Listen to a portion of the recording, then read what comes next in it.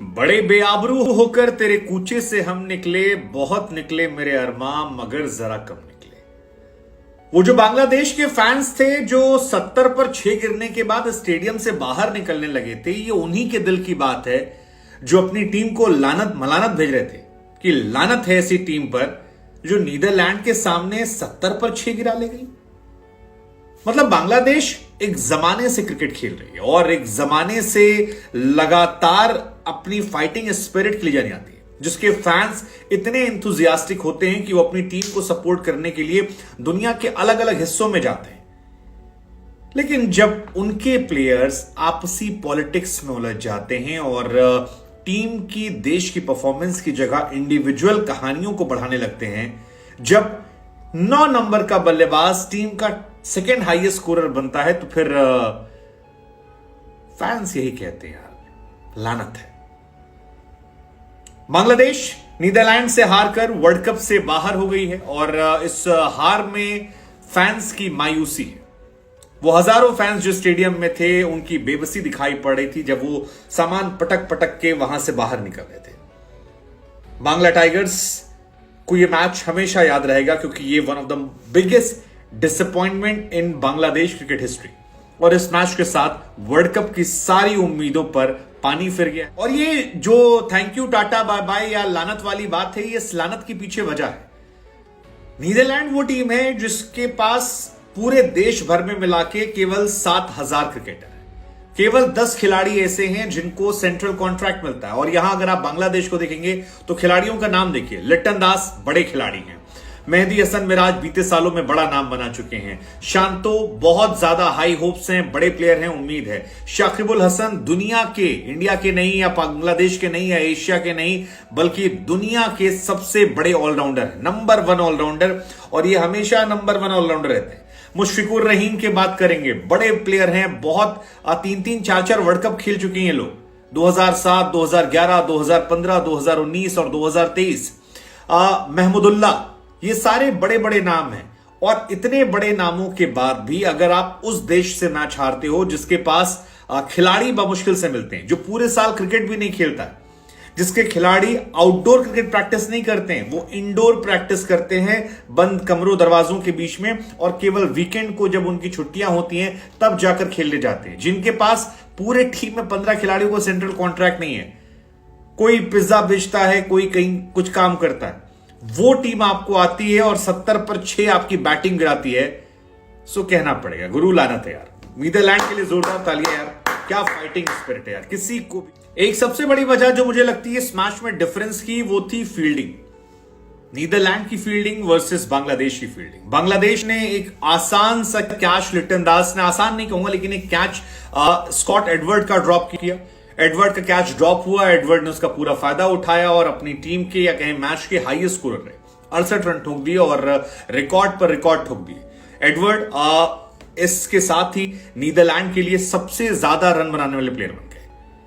15 बार वो अर्धशतक मार चुके हैं और अब तक किसी भी प्लेयर ने नीदरलैंड से आकर 15 अर्धशतक नहीं लगाए। उससे पहले रियान टेन डेस्कॉट थे जिन्होंने केकेआर से खेला था और काफी नाम कमाया था एक जमाने में अपने एवरेज को लेकर, वो 14 शतक मारे हैं। टॉम कूपर, मैक्स ओडुड, ये बाकी जो है ये 10-11 प्लेयर हैं, लेकिन उस कैच का फायदा इतना जबरदस्त मिला कि पूरा मैच पलट गया। और उसके बाद नीदरलैंड को जब वही फील्डिंग आई, आप याद कीजिए शांतो कैच, शांतो 9 रन पर खेल रहे थे, बॉल आती है, लगती है और 0.62 सेकेंड का डिफरेंस होता है जब वैन वीक उन्हें कैच पकड़ लेते हैं। गजब का कैच। एंड आई थिंक वही जो फील्डिंग में अप्रोच था, जो डेडिकेशन था, वो बहुत बहुत डिफरेंस था। आप याद कीजिए आखिर में मेहदी को जो रन आउट किया गया, क्या बेहतरीन थ्रो मारा यार वांडरली से ने, एकदम बाजदी लीदे ने।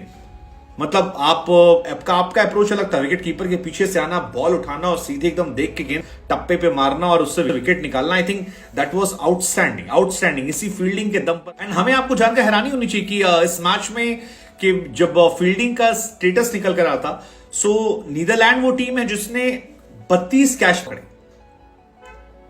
और अब तक केवल 5 कैच ड्रॉप किए हैं, तो उनका रेशो जो है दैट इज 86%, जो बाकी सभी टीमों से ज्यादा है। मतलब पाकिस्तान भी इस बीच फील्डिंग अच्छी की है, इंडिया अच्छी की है। हालांकि पाकिस्तान ने भी ड्रॉप कैचेस की वजह से बहुत सारे मैचेस हारे हैं, लेकिन इस जगह पर जो उनकी फील्डिंग है आई थिंक उसने बहुत बहुत बहुत बड़ा रोल प्ले किया और इस मैच में काफी ज्यादा उनको फायदा हुआ। अब अगर स्कोर बोर्ड की बात करें तो इस मैच में नीदरलैंड ने टॉस जीता। शुरुआत बहुत खराब रही, लेकिन बाद में रिकवरी बड़ी अच्छी रही और चाहे बैरिस्टी की बात की जाए या फिर बाकी खिलाड़ियों की बात की जाए, खासतौर पर एडवर्ड की बात की जाए, उन्होंने संभाला। और हम सब जानते हैं कि नीदरलैंड शुरुआत में विकेट देती है, लेकिन उनका मिडिल ऑर्डर और लोअर मिडिल ऑर्डर जो है वो एक नंबर है। और बाद में वैन वीक ने जो पिटाई की, 16 बॉल पे 23 रन, 230 बने थे। 229 बनने के बाद ही मैंने कह दिया था कि अब ये टीम लड़ सकती है, बिकॉज 229 रन इस टीम के लिए काफी हैं। ये टीम वो है जिसने साउथ अफ्रीका को पटका था और जब स्कोर बोर्ड में ठीक ठाक रन होते हैं तो ये टीम थोड़ी डोमिनेटिंग हो जाती है। हमने पहले भी देखा था और इस मैच में भी दिखाई पड़ा। और एडवर्ड या बाकी जितने प्लेयर थे उनकी पारी को इन्होंने यूटिलाइज करना शुरू किया। इनके पास गेंदबाज ऐसे हैं और ऑल्सो इनकी फील्डिंग जिसकी हम बहुत तारीफ कर रहे हैं वो चढ़ती है। बांग्लादेश ने गेंदबाजी अच्छी की थी, लेकिन आई थिंक और जल्दी वो समेट सकते थे और जल्दी रन जो है वो सिमट सकते थे, क्योंकि एक समय 194 पर 8 था या उसके पहले 185 पर 7 था, तो आई थिंक वहां से आप जल्दी सिमटा सकते थे। 185 पर 7 बहुत ज्यादा होते हो, उसके बाद आप वहां से विकेट निकाल सकते थे, आपने बैक टू बैक निकाले थे। लेकिन वही कहानी है कि नीदरलैंड का लोअर ऑर्डर जो है वो हमेशा इफेक्टिव होता है और उसने करके दिखाया। मुशफिकुर सही थे, मेहदी हसन सही थे, तस्कीन सही थे, लेकिन जब आप गेंदबाजी देखते हैं सामने वाली टीम की तो आपको रियलाइज होता है कि वो ज्यादा बेहतर टीम है और नीदरलैंड की गेंदबाजी का असर है कि उन्होंने ये मैच आसानी से जीत लिया।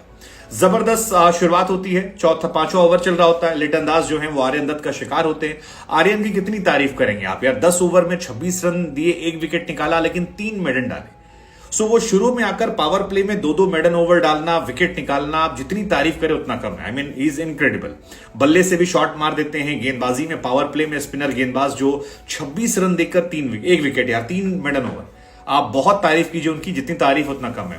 और उसके बाद उनके जो मेन बॉलर हैं वैन वीके, लिंदे या मिक्रन, ये कमाल शुरू करते हैं। तंजीद हसन जो हैं वो आउट होते हैं। अब चर्चा तेज होनी चाहिए, क्या तमीम इकबाल को ना लाकर एक गलती की गई, या क्या Tamim Iqbal will be the happiest person right now? ये सवाल उठना चाहिए, क्योंकि ये सवाल बनता है अब।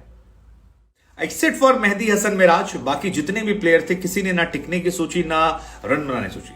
शाकिब यार, आप 3-3 दिन गए थे बांग्लादेश घूमने, अपने मेंटोर के पास मिलने, पता नहीं क्या करने आप गए थे। मेरी तो समझ से परे उनकी भी हिसाब किताब, अपनी टीम को छोड़कर गए थे। आप लौट कर आते हो और आप कितने 5 रन बनाकर आउट आते हो। इतने लंबे एक्सपीरियंस के बाद आप यार टीम को संभाल नहीं पाते हो। मिक्रन ने मुशफिकुर को बोल्ड मार दिया। एक तो इनकी बैटिंग लाइनअप समझ में मुझे नहीं आती है। आपके पास महमूदुल्लाह जैसा बैट्समैन है जो कंसिस्टेंट है, लगातार रन बना रहा था, आप उसको 7 नंबर पर खिलाते हो। कोई लॉजिक है इस बात का? मतलब आज भले ही उन्होंने 20 रन बनाए हो, बट जब तक वो खेल रहे थे तब तक मैच खत्म हो चुका था और यही वजह है कि मैच जो है आप 87 रन से हारते हो। बहुत बहुत डिसअपॉइंटिंग। आई थिंक इस मैच के बाद बांग्लादेश अपने आप में देखेगी और बहुत डिसअपॉइंटिंग है। मतलब एक अच्छी टीम यार, आप अफगानिस्तान को देखिए कितनी जल्दी राइज कर लेगी। आप बांग्लादेश 2007 में यार आप इतना अच्छा खेल रहे थे, आपने इंडिया को 2007 में हराया था। आपके पास प्लेयर्स हैं, आपके पास बोर्ड है, आपके पास अपनी खुद की लीग होती है और आप चले जाते हो।